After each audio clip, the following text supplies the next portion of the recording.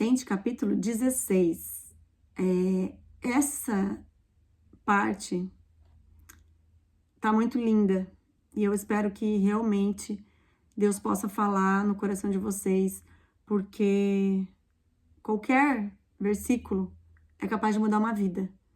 Tem um livro que eu li que eu não terminei, mas a metade que eu li, eu tô com a missão de terminar ainda. É O Homem do Céu.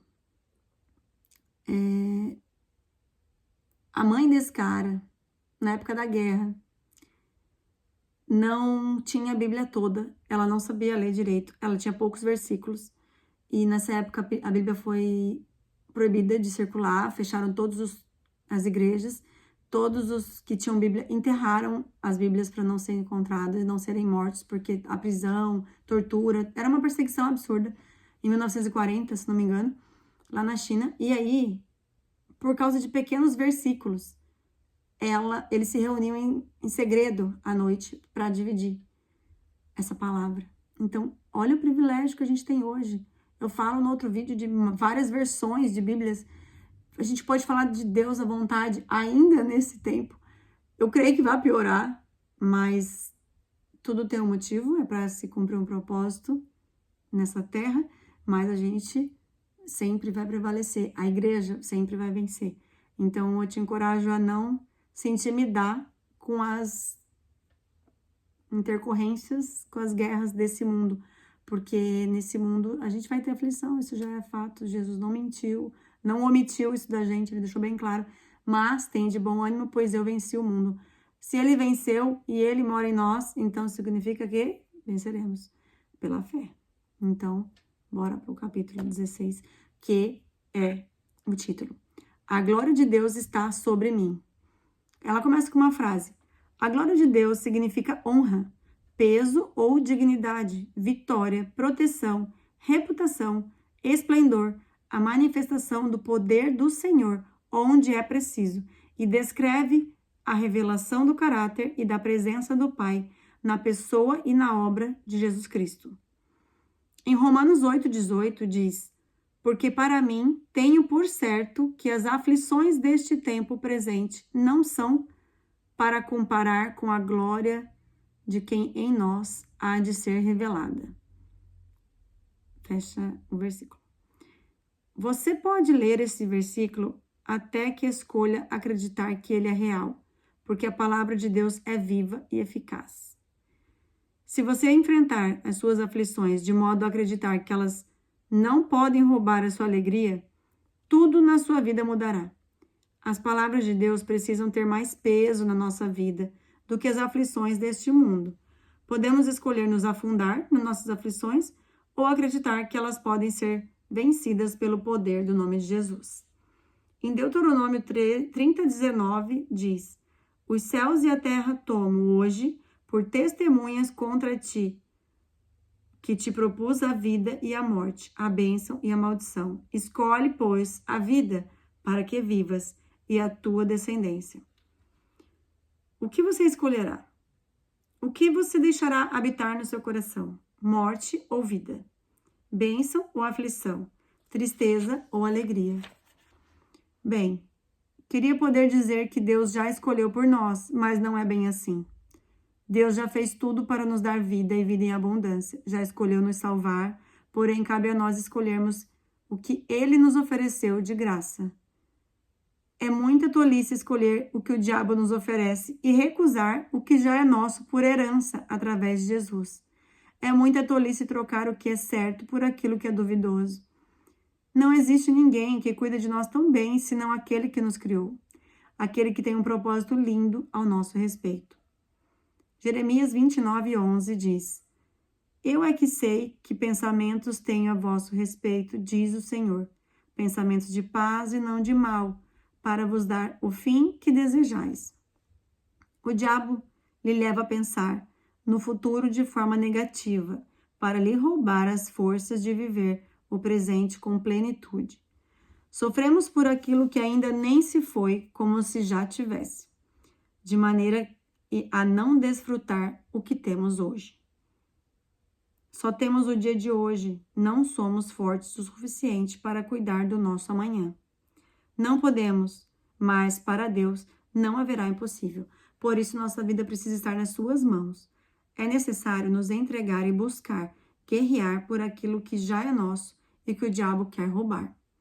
Estamos em guerra. No entanto, temos à nossa disposição tudo o que é necessário para vencer. Jeremias 29, 13 e 14 diz: Buscar-me-eis e me achareis, quando me buscardes de todo o vosso coração. Serei achado de vós, diz o Senhor, e farei mudar a vossa sorte. Congregar-vos-ei de todas as nações e de todos os lugares para onde vos lancei, diz o Senhor, e tornarei a trazer-vos ao lugar de onde vos mandei para o exílio. Eu não sei o que você está tentando o que está tentando lhe prender. Todavia, eu bem sei que Deus pode lhe tirar desse lugar. O seu arrependimento e a sua entrega pode lhe impulsionar bem mais alto do que qualquer dom que existe dentro de você. O que muda a nossa circunstância não é nada daquilo que você tem de bom, mas é a nossa rendição e entrega, crendo que o único que é bom lhe dá a graça de viver alegre é por causa daquilo que Jesus já fez. Ele já fez. Essa palavra é real. Ele é único na nossa vida. Romanos 8,18 diz: Porque para mim tenho por certo que as aflições deste tempo presente não são para comparar com a glória que em nós há de ser revelada. Paulo declarou que as aflições que ele passava não podiam ser comparadas com aquilo que Deus estava revelando sobre a sua vida. Ele não tinha dúvidas, tinha plena convicção disso. Não tenha dúvida de que você pode se alegrar em Deus através de Jesus Cristo. Não tenha dúvida. Escolha viver daquilo que já foi decretado a seu respeito e escolha ser feliz. Olhe para as suas aflições, crendo que, quando são enfrentadas, produzem um peso de glória sobre a vida de como um bom depósito da sua confiança no Senhor. Você escolhe ser feliz quando tirar os olhos do seu redor e fixá-los em Jesus e em tudo que Ele tem para a sua vida. Escolha obedecendo ainda sem ver. Existe uma glória que vem quando obedecemos firmemente à vontade do Senhor. O que manifesta o nosso amor ao Pai não é sentimento, é a nossa obediência. E acaba o capítulo 16. O que eu entendi disso? Não é sobre sentimento, é sobre rendição. Não é sobre o que eu tô vendo, é sobre quem se entregou por mim, quem pagou minha conta. Então, eu tenho que escolher se eu vou me entregar aos ataques ou me revestir da armadura, como a gente já leu, e guerrear. Porque a gente está na contramão do mundo. Se você entender que você está na contramão do mundo, coloca isso num sentido figurado. Uma vez, eu tentei atravessar uma rua, uma avenida, de 8 pistas, a pé, no meio dos carros. É difícil, mas eu consegui. Eu só não morri pela graça de Deus. Eu não sabia que tinha uma passarela por baixo. E eu fui passar essa passarela inteira. Eu fui passar essa rua inteira. E eu fui me desviando. E é o que a gente tem que fazer hoje na vida espiritual. Vai vir ataque. É óbvio que vai vir ataque. Então, por que que você tá se sentindo, como é que fala? Surpresa de que você vai ter aflições nesse mundo? O que que você tem que fazer? Se revestir e esperar, vigiando, guerreando, declarando, contestando. Eu fiz um desenho hoje no banheiro. Eu tava tomando banho e parece que eu viro uma pastora no banheiro, porque eu começo a conversar como se eu estivesse explicando para alguém, só que na verdade eu sei que é para mim mesma. E muitas vezes, como é bom a gente falar, porque daí a gente escuta. Eu acabei de fazer um story falando que a fé vem pelo ouvir a palavra de Deus. Então você fala para você mesma. prega para você mesma, exorte a você mesma. Não deixe de abrir a boca para você mesma.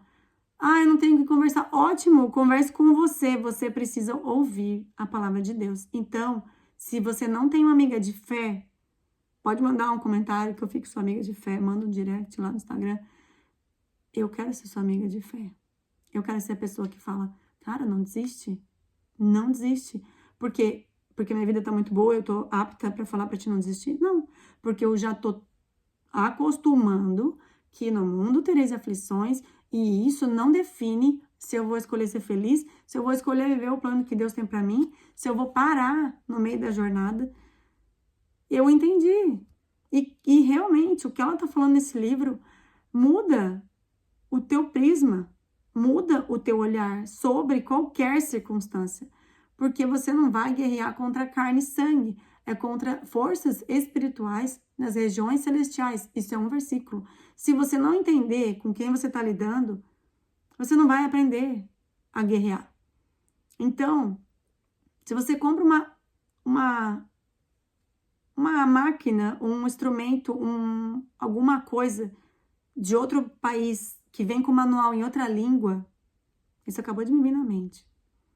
Para ver se você entende. Você vai ter que ler o manual. Você vai ter que ler o manual para usar. Você comprou um aspirador novo, super tecnológico. Não vamos falar melhor, esse robozinho que anda por tudo agora. Se ele vem em chinês, como é que você vai saber todos os benefícios dele se você não traduzir? Ou você arruma alguém que fale para te ajudar, ou você vai traduzir. Mas independente, você vai ter que ler. Porque você vai ter que aprender. Então, se você tá no mundo que é mais espiritual do que natural, se você já tá nesse ponto que você já entendeu, que se você não entendeu isso ainda, aí você tem que entregar sua vida para Jesus, para você aprender a ficar habilitado para guerrear nesse mundo, senão você vai tomar tanta porrada. Você vai ficar aí igual um lutador de boxe que apanha, levanta e apanha, a vida não flui, nada dá certo, você não sabe, aí você vai e busca outra coisa, compra outra luva de boxe, compra outra pomada para dar uma lubrificada, compra outro protetor e toma porrada, levanta, toma porrada, ah, não, essa luva não tá certa, compra outra luva. Não é isso. Você tem que conhecer o teu adversário. Você precisa aprender a guerrear. E eu tô numa busca, num processo. Mas é tão legal. Não que não tenha mais problemas, mas é porque você vai ficando tão forte que não te abala tão fácil. Isso é força no espírito, porque daí ele sustenta a alma e a carne. Porque todas as nossas reações são baseadas na nossa alma. E alma e carne é a duplinha contra o espírito. O nosso espírito já nasce separado de Deus. Então ele é fraco. Se você não identificar que você já veio com um buraco do tamanho de Deus, que você precisa de Jesus, porque na Bíblia não tem nenhum outro que se iguala a Jesus. Eu estou começando a ler o livro de Hebreus e eu tenho várias anotações que eu estou preparando para um vídeo que eu vou fazer sobre o estudo de Hebreus. E é muito lindo. No capítulo 1, vou dar um spoiler aqui, bem rápido, bem pouquinho. Eu resumi o capítulo 1 assim. Cristo é filho. Ele, que é um autor de Hebreus que não é confirmado quem escreveu, nos fala e prova que Jesus não é um anjo. Ele não é um cargo acima dos anjos. Jesus é o herdeiro de todas as coisas, pelo que também fez o universo. Ele é o caminho, a verdade e a vida. Enquanto você ficar achando que são outras coisas que vai te ressuprir no espírito, não vai dar. Eu sinto te informar, você só vai perder seu tempo. E Deus sabe das suas buscas. Então, baseado num testemunho que eu vi no Instagram de um ex-satanista, que o cara que é satanista, ele sabe que Deus existe, é diferente de um ateu que diz que Deus não existe. que ignora, né? Apesar de tudo depender de Deus, a pessoa ainda ignora, dizendo que não tem Deus agindo. Tudo é um fruto do acaso. O satanista, ele sabe de Deus e ele se posiciona contra Deus. E esse cara, ele tinha um rosto, pode ir lá no Instagram, um cara todo tatuado, como se fosse uma caveira, todo tatuado. Ele tava com tanta doença, tanta enfermidade, tava cheio de problema mesmo, na saúde dele, que chegou um ponto que ele orou sozinho e ele falou: Jesus, se o Senhor é mesmo Deus, se o Senhor mesmo realmente é quem você diz ser, eu vou assumir um compromisso contigo. Se o Senhor me curar, eu vou te seguir. Eu largo tudo e vou te seguir. E você adivinha o que aconteceu? Porque se você pedir de todo o coração, Deus ouve a tua oração. Ele só procura corações quebrantados. E ele procurou verdadeiramente desesperado. As forças que ele já tentou se esgotaram. E ele pediu para Deus. E o que Deus fez? Curou esse homem. E hoje ele está fazendo campanhas para fazer uma limpeza a laser, remover toda aquela cara de treva que ele fez. E foi acolhido por uma igreja, se batizou e está vivendo os melhores momentos da vida dele. Ele ganhou amigos verdadeiros. Ele está sendo limpo no físico e na alma e no espírito. O espírito dele reviveu. E você acha que Deus não ia ter a misericórdia porque ele virou satanista? Não. Deus só está procurando corações quebrantados. Então, pior coisa que vai te deixar longe é o orgulho. Porque nem um satanista, nem um macumbeiro, não interessa. Uma pessoa que não crê que Jesus veio, como os muçulmanos, se ele verdadeiramente pedir, Deus vai se mostrar para ele. Se o coração tiver quebrantado, Deus vai entrar. Então você tem que se submeter a Cristo. É a primeira coisa. Não tem outra maneira. Não tem o jeitinho brasileiro, porque o brasileiro tem mania do jeitinho. Não tem jeitinho. O jeitinho é você se humilhar, reconhecer que você está longe, nasceu longe. Através de um homem, o pecado entrou no mundo. Através de um homem, o pecado foi anulado. A conta está paga. Só depende de você. Reconhecer que você não é toda essa figura importante. Então, eu estou aqui para te dizer. Se encha da humildade. Se submeta a Cristo. E assiste Ele fazer toda a tua história. Tudo novo de novo. Ele faz todas as coisas. A Bíblia está cheia de passagens sobre isso. Refaz um vaso, quebra o vaso. Ele é o oleiro, nós somos o vaso. Quando o oleiro está com problema no vaso, ele quebra, esmaga tudo, quebra e faz de novo. Vai doer, eu te conto. Digo por testemunho. Mas é tão bom quando ele te tira assim, ó.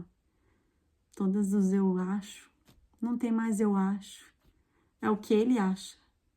E se ele acha isso sobre mim, não interessa o que todo mundo acha. Eu não tô preocupada se fulano tá achando que tá de mais ou tá de menos. Eu tô preocupada em agradar aquele que me salvou. É isso. Já falei demais. Em nome de Jesus, que essa palavra sirva para quem tá querendo perder um pouquinho do orgulho e se permitir ser tratado e curado. Aqui ela fala assim, ó, para refletir. Vou colocar ali na descrição depois. O seu coração busca a glória de homens ou manifestar a glória de Deus? Segunda pergunta. Você está disposto a obedecer, ainda que seja para perder somente para ver a glória de Deus sobre a sua vida? Olha, eu falei tantas coisas aqui sem ler as últimas perguntas. Eu não sabia que era sobre isso. E olha como o Espírito Santo, ele sincroniza as mensagens, porque eu li antes, só que eu não li isso. E eu falei mais ou menos a mesma coisa. Para meditar. Êxodo 40, de 1 a 38. E a redaçãozinha tua ali, a tua tarefa, Escreva aqui a sua oração. Talvez seja dia de lhe lembrar, através da oração escrita, quem Deus é. Então, escreva sobre quem Deus é para você. Se você está com dificuldade de saber quem Deus é para você, peça para Deus te mostrar. Ele deixou o ajudador, ele deixou o consolador, ele deixou o nosso melhor amigo, o Espírito Santo. Então, peça para o Espírito Santo sondar o teu coração e ver se há em ti algum caminho mau. Isso é um versículo. Então, a gente precisa de Bíblia. Sem a Bíblia, a gente não vai conseguir. Porque a Bíblia é manual de vida. A Bíblia é manual de vida. Se você não entender isso, meu filho, vai só demorar mais. Mas você vai conseguir. Um beijo, até o capítulo 17.